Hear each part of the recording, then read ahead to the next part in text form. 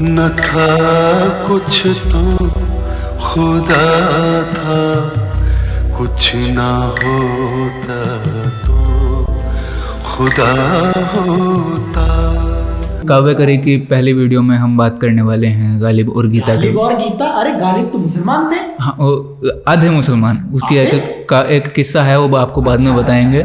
कि हम बात करने वाले हैं गालिब और गीता के बारे में, किस तरह से मिर्ज़ा गालिब गीता से मुतासिर रहे होंगे, भगवत गीता से मुतासिर रहे होंगे, या किस तरह से भगवत गीता के कंसेप्ट्स की खुशबू गालिब के शेरों को फूल बनने में मदद करती है। अब गीता क्या है?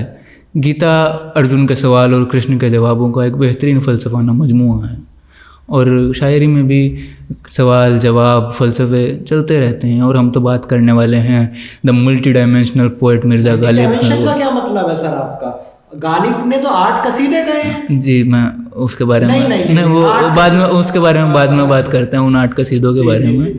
उनका मल्टी डायमेंशनल पोएट थे। उन्होंने, कहा जाता है कि गालिब के बारे में उर्दू शायरी को दिमाग से पहली बार इंट्रोड्यूस मिर्ज़ा गालिब ने कराया, और जाहिर सी बात है बहुत अच्छा काम किया भी है उन्होंने, इसमें कोई दो राय की बात नहीं है।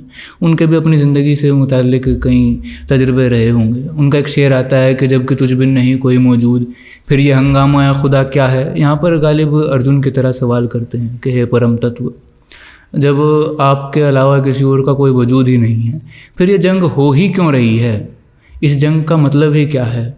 जब मरने वाले भी आप हैं, मारने वाले भी आप हैं, तो कुछ करके कुछ ना करने से क्या फ़र्क पड़ता है?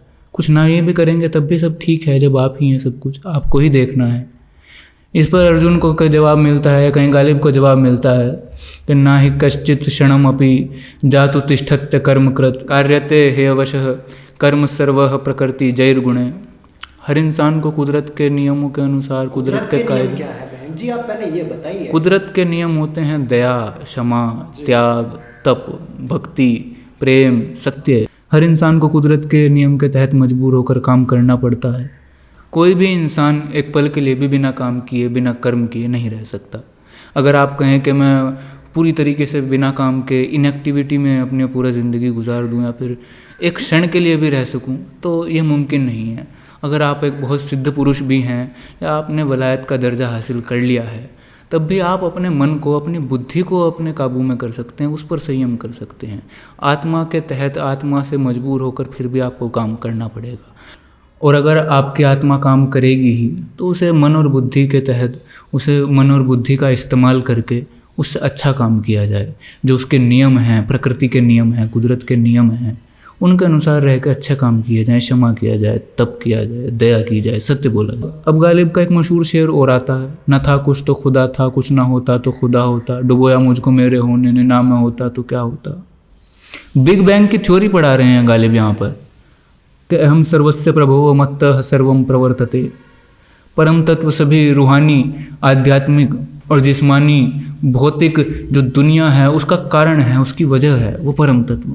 कोई भी पूजा हो, इबादत हो, नमाज, हाँ, प्रार्थना भी हो, यज्ञ हो, हवन हो, अजान हो, कुछ भी हो, वो सब ब्रह्म है, वो सब परम तत्व है। वो सब परम तत्व के लिए ही किया जा रहा है, वो सब खुदा के लिए ही किया जा रहा है। लेकिन वो भी खुदा ही है जो काम हो रहा है, जो यज्ञ हो रहा है, जो अग्नि जल रही है, जो अजान हो रही है, वो आवाज़ भी परम तत्व है। ये सब परम तत्व है। गालिब के शेर से ये क्लियर होता है, बिल्कुल क्लियर, के साध्य और साधन दो अलग अलग एंटाइटीज़ नहीं हैं, वो सेम एंटाइटी है। हालांकि गालिब का जो रिलीजन है उसमें साध्य और साधन के बीच में एक परफेक्ट गैप मेंटेन किया जाता है। यहाँ पर ऐसा नहीं है। बहरहाल गालिब कहते हैं कि डुबोया मुझको मेरे होने ने, ना मैं होता तो क्या होता। गालिब एक्सेप्ट करते हैं कि जो परम तत्व है, जो ब्रह्म है, जो खुदा है, वो मैं ही हूँ। वो उसका जो बेस है वो मेरा ही बेस है। सेम फॉर्मूले से बनाए गए हैं गालिब भी और खुदा भी। बस उनका ड्रॉबैक ये है कि वो गालिब भी हैं।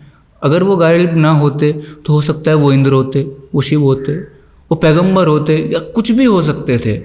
लेकिन वो गालिब ना होते तो हो सकता है उससे बेहतर होते, क्योंकि गालिब ये जानते हैं कि जो बेस इंद्र का है, जो बेस खुदा का है, जो बेस पैगंबर का है, वही बेस गालिब का भी है। वही सेम फॉर्मूले पे बनाए गए हैं। हर स्पीशीज इस यूनिवर्स में सेम फॉर्मूले पे बनाई गई है। अब गीता में एक चैप्टर आता है संन्यास योग, और गालिब एक शेर भी कहते हैं रहिए अब ऐसी जगह चलकर जहाँ कोई ना हो, हम सुखन कोई ना हो, हम ज़बां कोई ना हो। अब गालिब ऐसा क्यों कहते हैं? क्या गालिब सन्यासी थे? पर गालिब ने तो कभी सन्यासियों वाले कपड़े पहनकर वो जंगलों में नहीं हाँ, गए। सन्यास जंगलों में जाना होता भी नहीं तो है। क्या होता है? सन्यास में बताऊंगा आपको क्या होते हैं। गालिब ऐसा क्यों कहते हैं? उन्होंने सन्यास योग पढ़ा होगा, जाहिर सी बात है नहीं पढ़ा होगा, और पढ़ा भी हो तो अच्छी बात है। यहाँ पर गालिब दुनिया की सभी आर्जी कशिश मोहमाया को छोड़कर उसके ऊपर उठ चुके होंगे। अब संन्यास योग में एक श्लोक आता है कि यदा ही नेन्द्रिय अर्थेषु न कर्म स्वनु सज्जते सर्व संकल्प सन्यासी योगारूढ़स्त दोच्यते। जब कोई इंसान भौतिक दुनिया के तमाम सुख सुविधाओं को या भौतिक दुनिया की सभी उम्मीदों को, इच्छाओं को, ख्वाहिशात को छोड़कर सिर्फ खुद पर रिसर्च करता है, खुदा पर रिसर्च करता है, वो सन्यासी होता है। सन्यासी गेरुए कपड़े पहनकर जंगल में जाकर एक पेड़ के नीचे बैठना सन्यास नहीं होता। सन्यासी ये सब होता है, खुद पर रिसर्च करें, खुदा पर रिसर्च करें। और गालिब ने भी यही बात की है, गालिब ने कुछ अलग बात नहीं की। तो इसका कंक्लूजन यही निकलता है कि गालिब ने खुद पर रिसर्च की, खुदा पर रिसर्च की, और वो कामयाब भी रहे।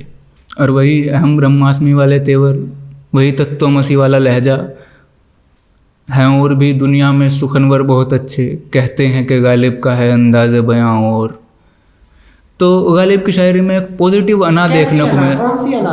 गालिब ने 8 कसीदे कहे हैं। हाँ, हमने सुना है गालिब ने 8 कसीदे। वो 8 कसीदों के बारे में मैंने आपसे कहा था। अरे भैया इनके चैनल को सब्सक्राइब भी कर देना।